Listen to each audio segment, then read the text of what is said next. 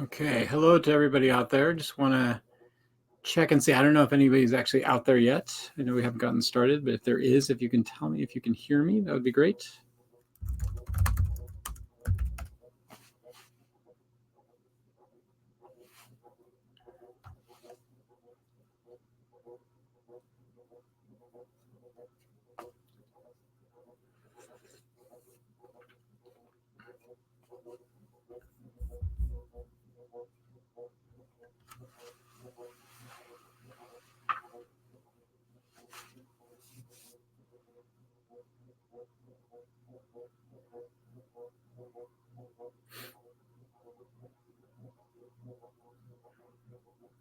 If there is somebody who's out there, if you could just tell me if you can hear me, that would be really great. Then I will just know. I wanted to get here early and make sure everything was set up. So if you can hear me, please let me know. It would definitely be helpful. We still have a few more minutes until we get started, probably about like 3 minutes or so until I get things going.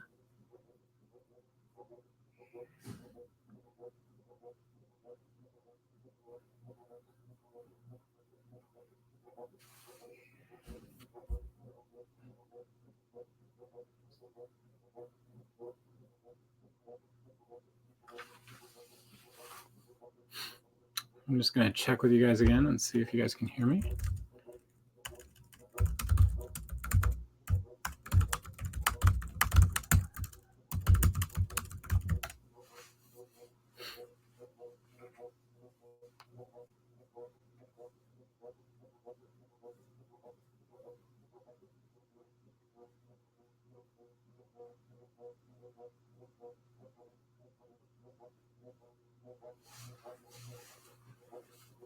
So we have about 3 minutes until things get going here.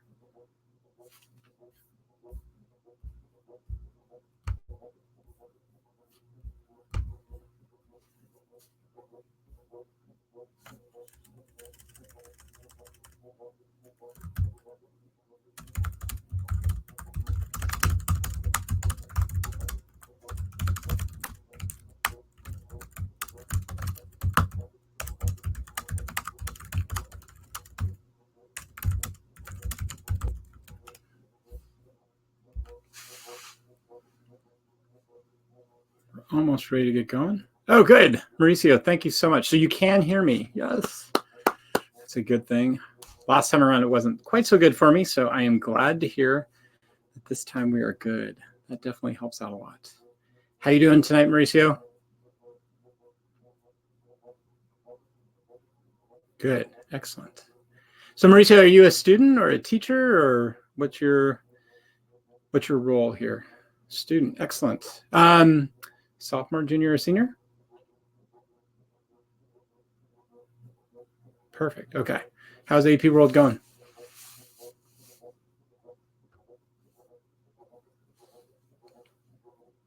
Fine. You guys. Okay. Not bad. So when you say fine, like, what do you mean by that? Do you mean like the teacher's really good, the content's good, the class is really good? Like, what do you like about it?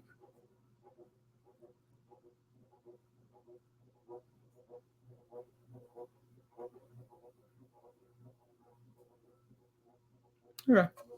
Sounds good to me. I'll go with that. Okay, so we have 1 more minute and then we're going to get going. Hopefully we got some other people who are here. That way we can have a really good conversation. But if we don't, it's not a big deal. Mauricio and I can hold the fort down and we can talk about this together and see where the subject's going to go tonight.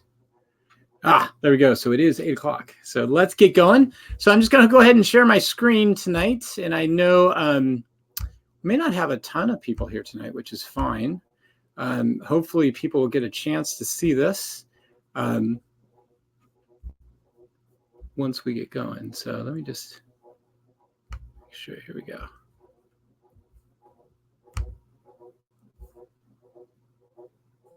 So Maria, I'm going to have a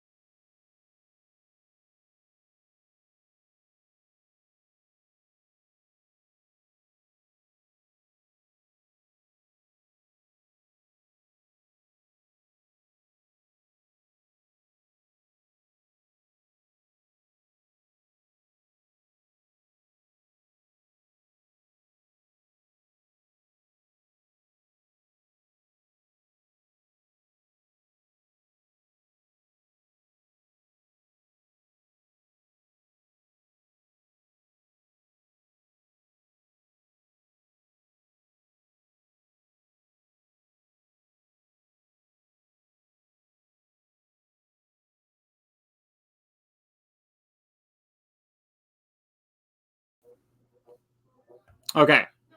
Is that better for you guys? Thank you, Marcia. I appreciate that. Can you guys hear me now? Okay, good. So I think we're good. I think we might have finally gotten there. Sorry, guys. Okay, so now I actually have to go and find my presentation for you guys. Make sure that we're going on that as well. We should be able to get this going pretty soon. Here we go. Okay, let me try and do that.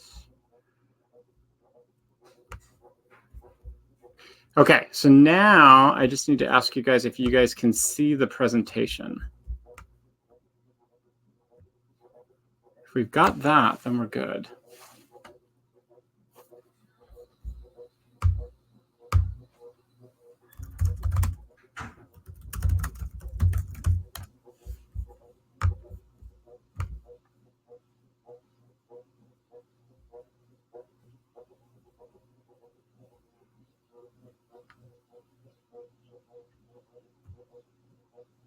Yes. Okay, then we're doing good. Okay, let's get going because I know I'm 5 minutes late here. Hold on one second. There is one comment somebody had here. Just want to make sure. Oh no, the sound is a problem again. Okay. Huh. I wonder what's going on with the sound. Sorry about this, guys. Okay. Let me see if I can get some help for us.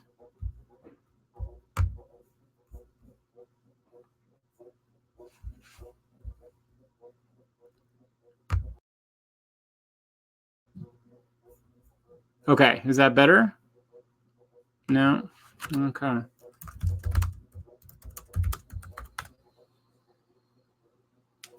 Is that better now or no? Still not good? Oh no. Okay. Let me try one more thing then.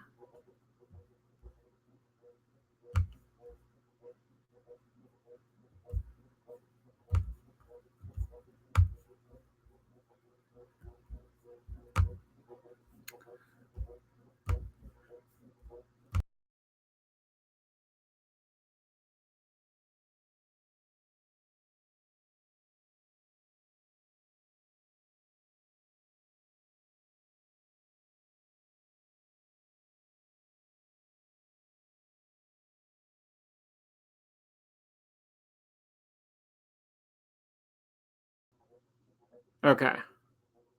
How about, is it working now? Is that better or is it still not coming in?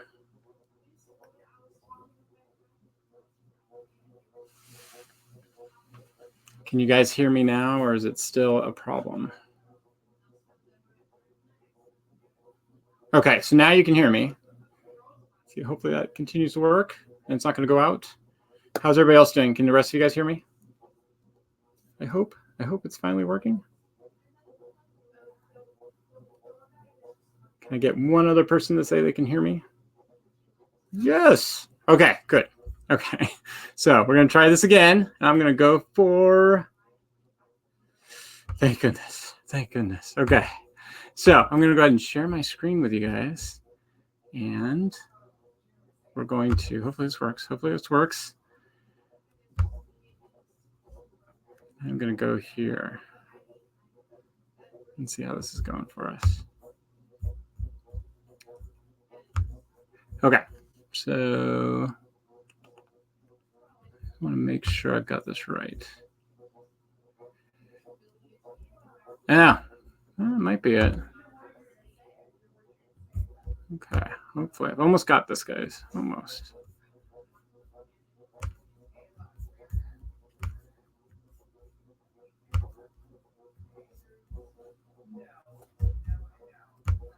Okay, so I'm going to go ahead and get us started here.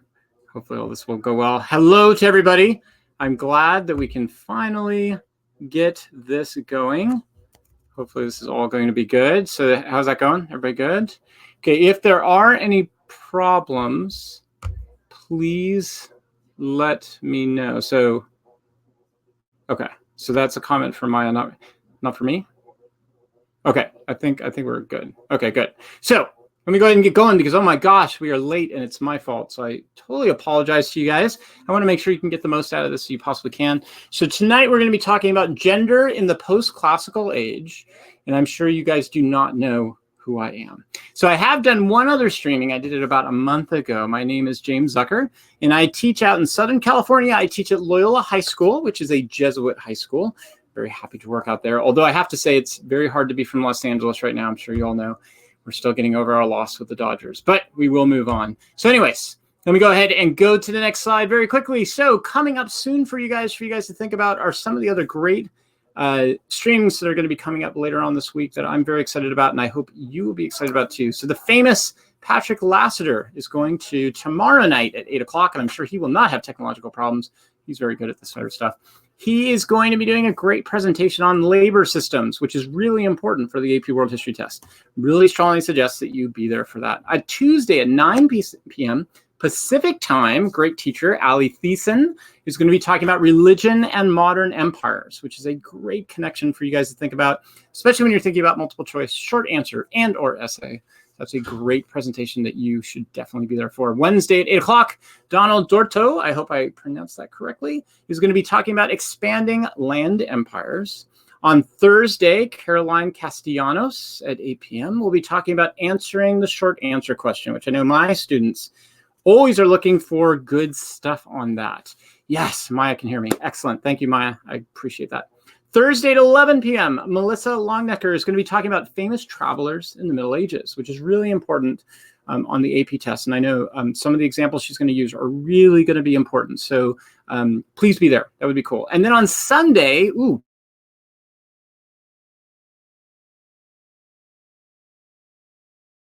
I am horrible with names. I'm so sorry. But I'm going to try and do this right. Varun Kodithala, hopefully, and Shruti Srinivas. Oh, I'm so sorry. I know I butchered that. That's my fault. They are going to host a live study session. So please be there for that. I know they're going to do some excellent things to help you out for the test. So having said that, because we're starting a little bit late, let me jump in really quick to this.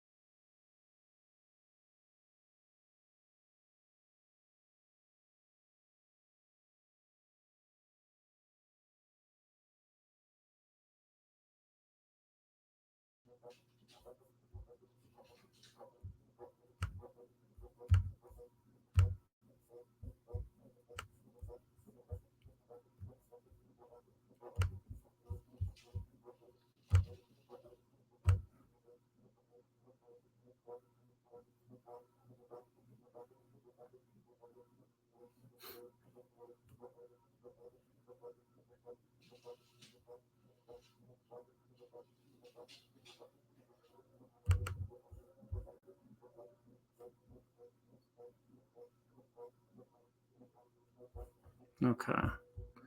So hopefully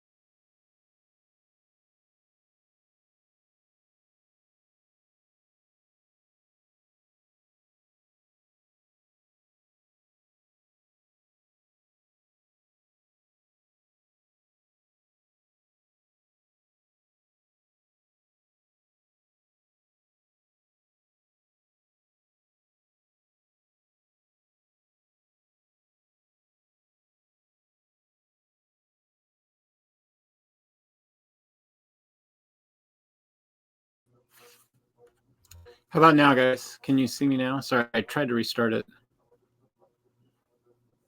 Okay. Now, can you hear me too? Okay. Okay.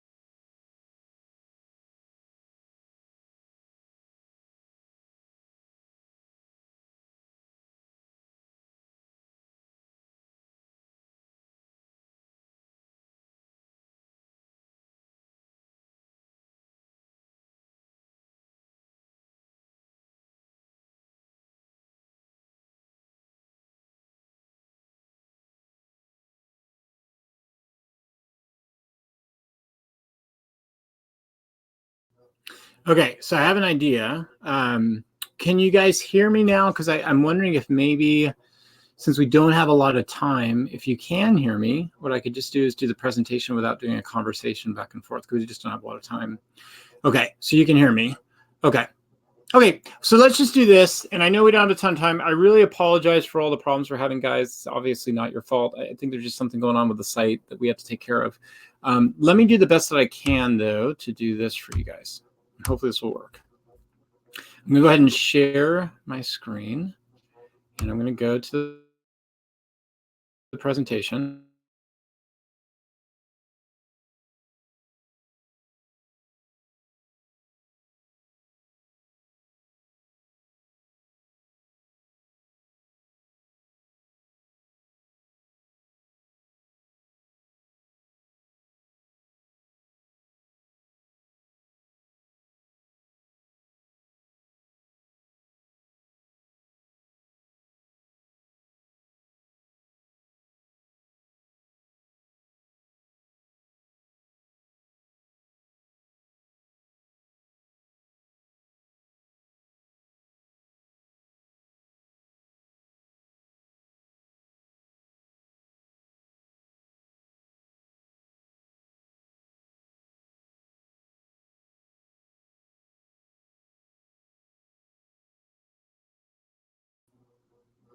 Okay, so I agree. I just saw Jed's comment, and I think, yeah, I think that that's the problem. I think where we're at right now, for whatever reason, the site is just not allowing me to go into the presentation and to be able to share and talk to you guys. So I think what I am going to do is I'm going to go ahead and do exactly what you're talking about, Jedi. I think that's the best idea. I'm going to go ahead and talk to you guys without the presentation. I really apologize to you guys for this. I wish that you guys would be able to see the presentation. So what I'm going to do instead, I'm going to go ahead and give you guys the information, and I'll toggle back and forth here between the presentation and where I'm at, and hopefully you guys will be able to do a little bit of conversation with me as we go along, and I'll try and keep my pace at a decent pace, since you're not going to be able to see the bullet points and stuff, and see what you guys think about. So let's see, and this is sort of a test to see whether or not you guys can hear me. I asked a few minutes ago when we were having all these problems what you guys think gender is. So let's see if you guys can hear me. What do you guys, how would you define that? What is gender? I'm going to give you guys a second to come up with that. And if somebody answers, then I know at least we can go ahead with this part of the presentation. What is gender in contrast to sexual identity? Anybody have any ideas on that?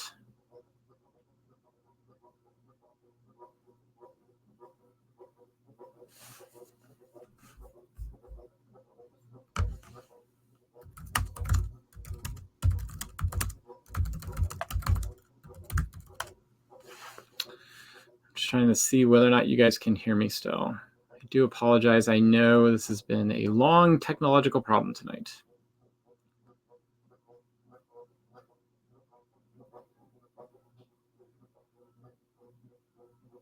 Oh, okay, good. So I think at least we're on the track where you guys can hear me on stuff. So thank you, Maya. I really do appreciate that you jumped in on that.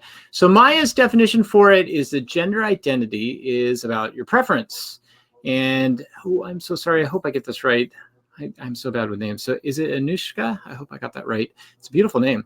Gender is someone's view on themselves versus sex is what it is, sort of like inherent, right? The biological factor. Thank you so much, Anushka. I really appreciate that. Yeah, so I think actually you guys are really close to it. There's one level that I want to put on this that's slightly different. So I want to go back to Maya's definition. And Maya, you're not wrong. You're correct on what you're saying. Gender in many ways is our perception. It's how we define ourselves. The level that I want you to go to, though, is a little bit beyond the personal level. And I want you guys to see it as a cultural thing as well. So especially when we talk in AP World History, you know, we're talking about all those categories. So for some of you in your class, that's spice. For others, it's sprite. For me in my class, I use this term inspect. And so when we talk about these big issues of like politics and social life and economics, right?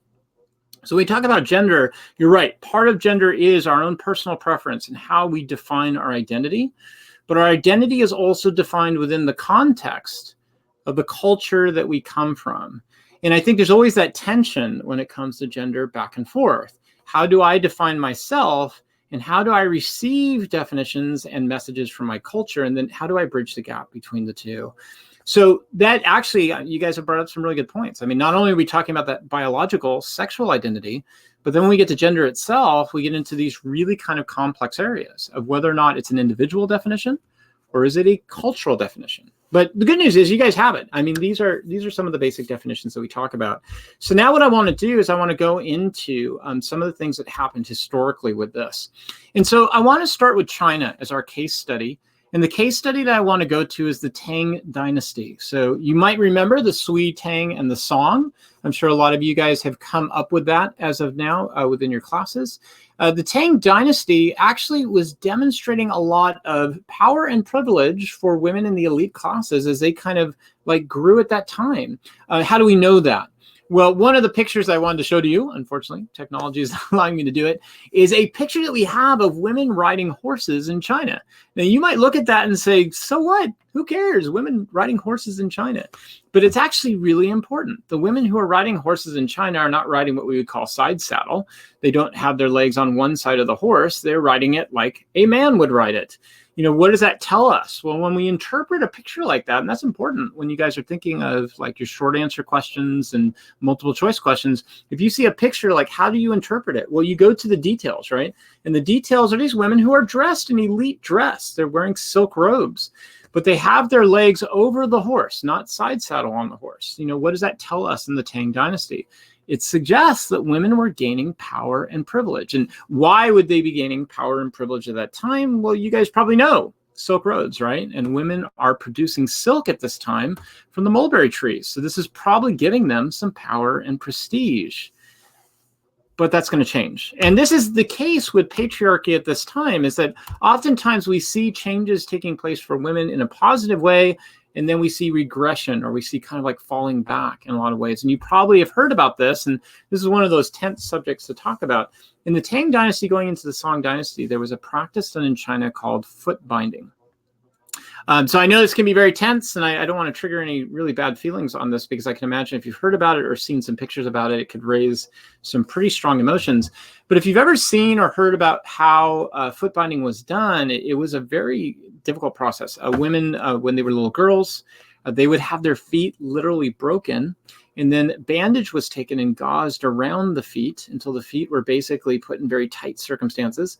And then over time, what would happen is the bones in the feet would actually fuse together. And so it was very impossible at that point. Once a girl got to beyond the age of about 6 or 7, her feet really were stuck in that kind of a position. Now, here's my next question for you really quick with the time we have. Why do you think this was done? Why do you think at this time in the Tang and especially the Song dynasties, why would this practice of foot binding have begun? So as you guys are thinking about that and hopefully writing in some stuff and typing in some things, whenever we hear of a practice that takes place, it's so important that we put it into context. And so Maya jumped in really quick, and Maya, you're absolutely correct. That's a huge part of it, was prestige and higher class. In fact, you're not making the mistake that most people do. Most people, including myself for years, thought that foot binding was done to peasant women, and that's not the case. It was actually done to elite women. By the way, why wouldn't foot binding have been done with peasant women? What would be the cultural and economic explanation that might explain why they wouldn't have done foot binding with the peasant women, but they did it with the elite women at this time? Any ideas on that as to why that was the case? Yes, absolutely. Nicely done. Yeah, very good. Excellent, guys. You got it. So you got the basic reason why, right? The peasants who are out in the field need women to go out into the rice fields.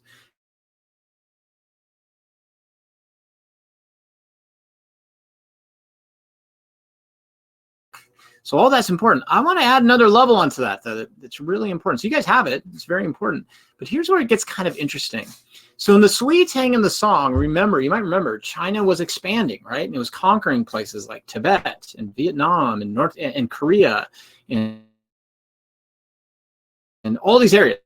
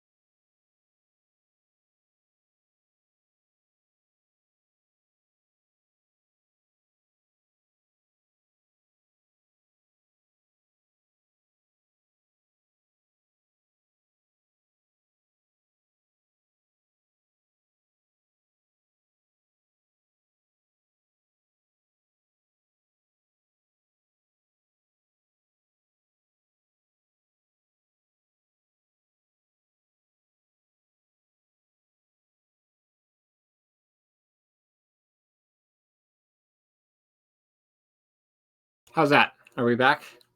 I think we're back. I think we are. Yes. Okay. So we'll jump right back in. Let's go for it. We're going to make the best we can out of this, and it's going to happen. Anyway, so back to this.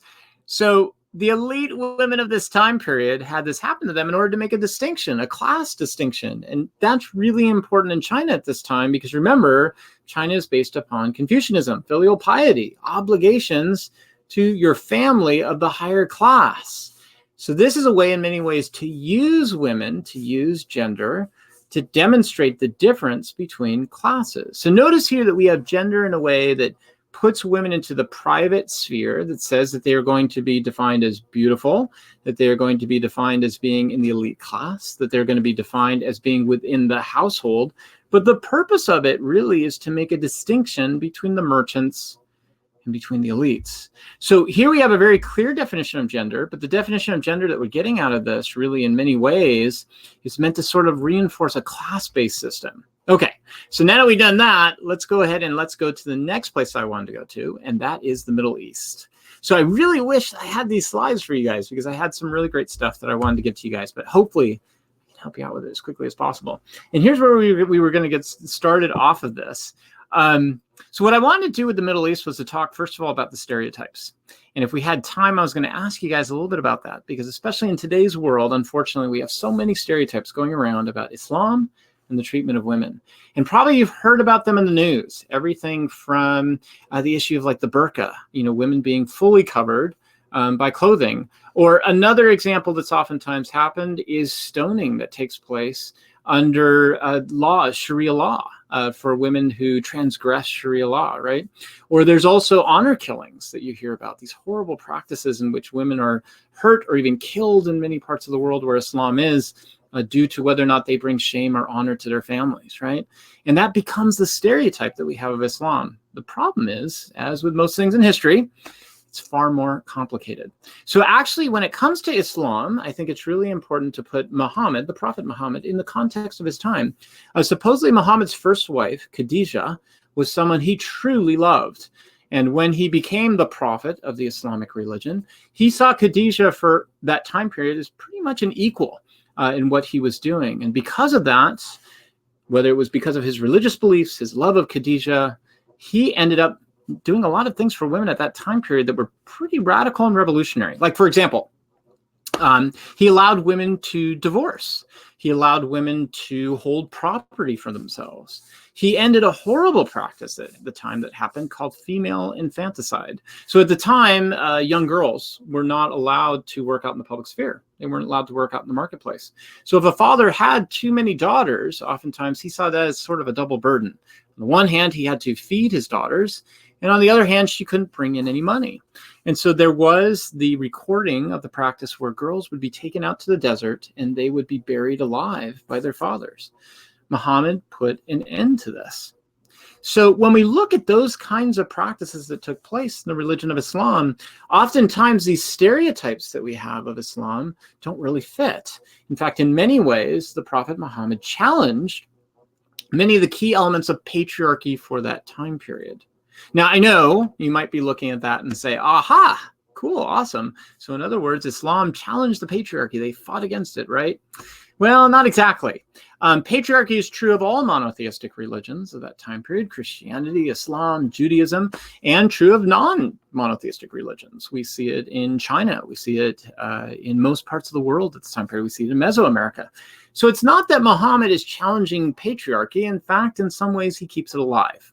For example, within the Quran, it is still allowed for men to marry multiple wives, or a practice called polygamy. Now, the Quran also makes it only allowable to marry 4 wives, which I know you're probably like, wow, 4 wives, that still is polygamy, Mr. Zucker, I know what you're talking about. But for that time period, that was a restriction. And the purpose of that restriction was to make sure that the women of that time period would be protected. If you have more than 4 wives, it's very possible that the wives outside of those 4 wives would then be taken for granted. So by restricting this, the religion of Islam was attempting to protect women, but at the same time, it still does uphold patriarchy. Now, another good example that I think is important to understand that patriarchy is still a part of this would be the images of Islam. Just like Christianity, just like Judaism, just like Confucianism, just like all religions of that time period, spirituality and the leaders were oftentimes depicted as male imagery, as the father figure. And then one last one that's really controversial is a women's head covering. So within the Islamic religion, the hadith, or the woman's head covering, can be seen as an example of a continuance of patriarchy, that women are expected to wear this in order to show modesty. Now, I have a little bit of a problem with that, especially today. If you talk to a lot of Islamic women who practice their religion pretty faithfully, they will oftentimes tell you that they do not see it that way at all. In fact, the way that they see it is very empowering, that the idea of wearing the hadith is to demonstrate their honor and subservience to Allah, and also to demonstrate that they have control over their sexuality. So here's a good example about what Maya was talking about a little bit earlier, that oftentimes gender is both a definition that we give and that our culture gives as well. So I think with the religion of Islam, what's really important to notice is that the stereotypes really don't hold up. But at the same time, we can't say that it's really something that's absolutely in favor of or absolutely against patriarchy. It's sort of a tension within that at the time. So just because we had to get started so late, I know we don't have a lot of time left. I just want to check up with you guys really quick and see if you guys can hear me and if you have any questions, because I know I'm talking really fast and giving you guys a ton of information. How is this going at this point with what's going on? Do you have any questions about anything I'm talking about? Because I definitely want to get to my last two examples. Mauricio, thank you so much. Thank you for your patience. I really appreciate it. Okay, having said that then, let's go to Europe really quick. So in Europe, we have some really interesting things as well that go right to what we were talking about this tension with patriarchy. And it gets into something called chivalry. So again, I wish I had my slides because this is where I had some awesome pictures on this. You know, I oftentimes hear people saying today, you know, chivalry is dead, and why is it dead? And isn't it important for guys to be respectful of women and all that? Which I always say, yes, of course, absolutely. You know, when I see somebody walking up to a door, I love to hold the door open to them. I love my wife. She's awesome. And I love to hold the door open for her. And I love to help her out through the stuff she has to do. The problem is that comment of like, you know, chivalry is dead kind of a thing takes it out of its historical context. If we actually go back to Europe during the post-classical age, what did chivalry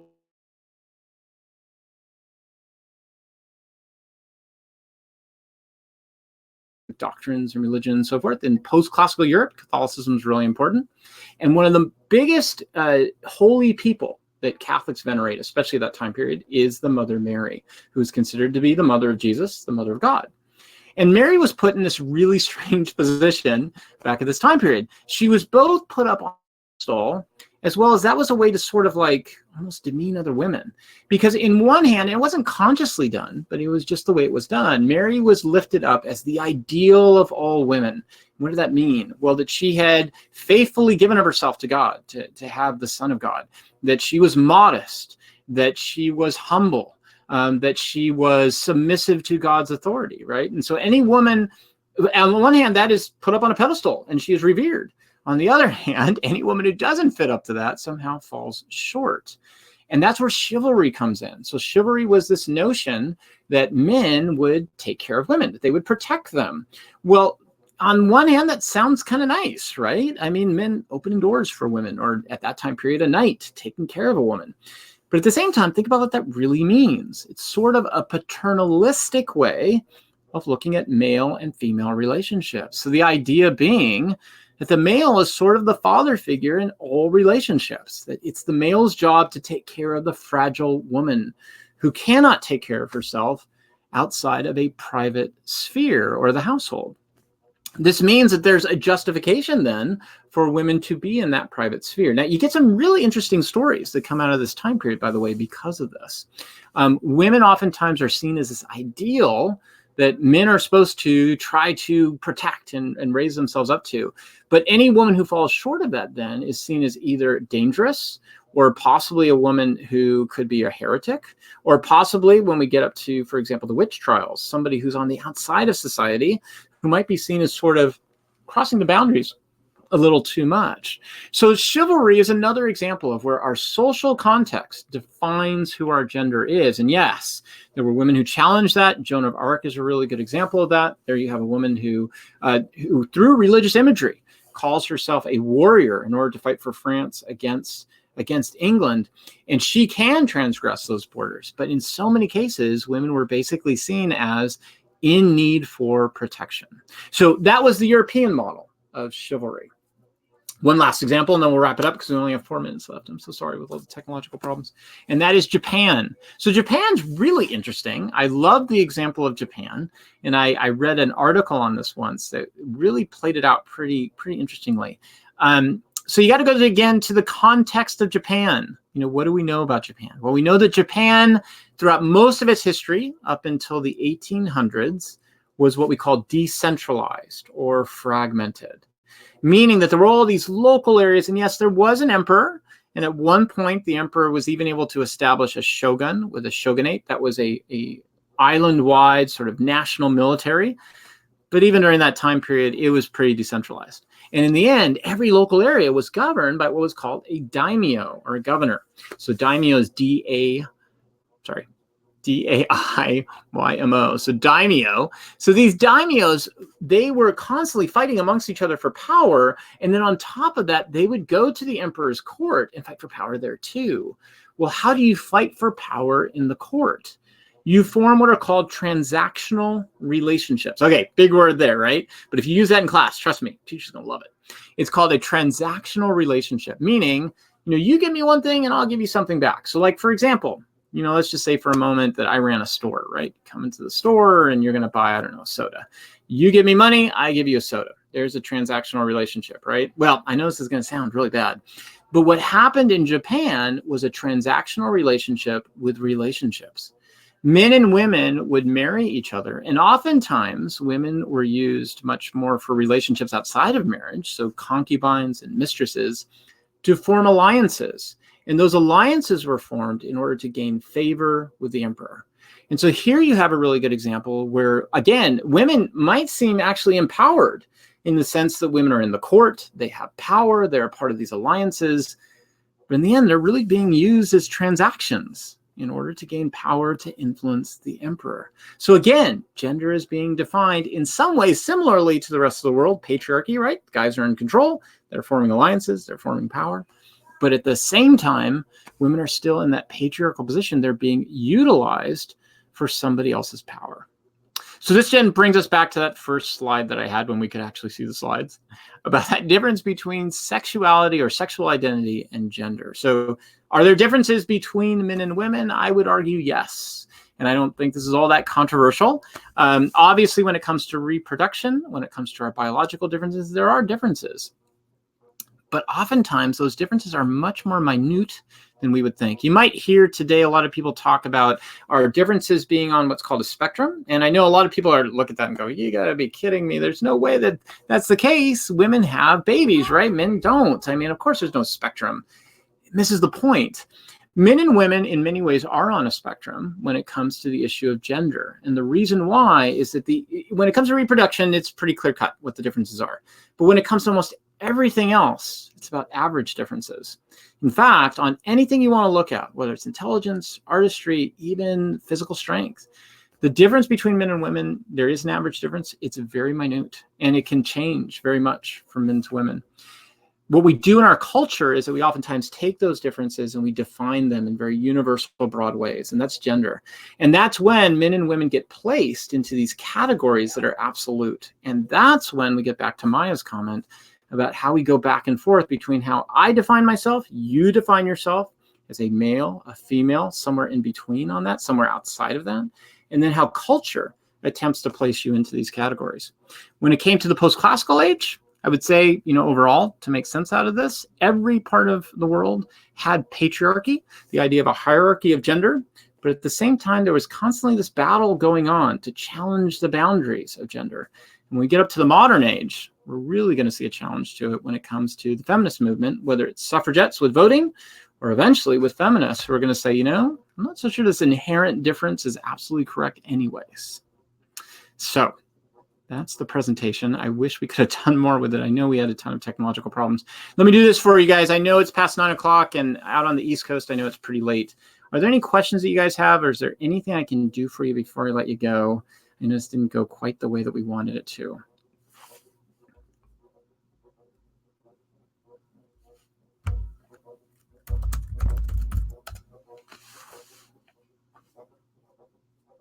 Oh, thank you, Mauricio. I so appreciate that. And Maya, thank you so much. Great, guys. Thank you.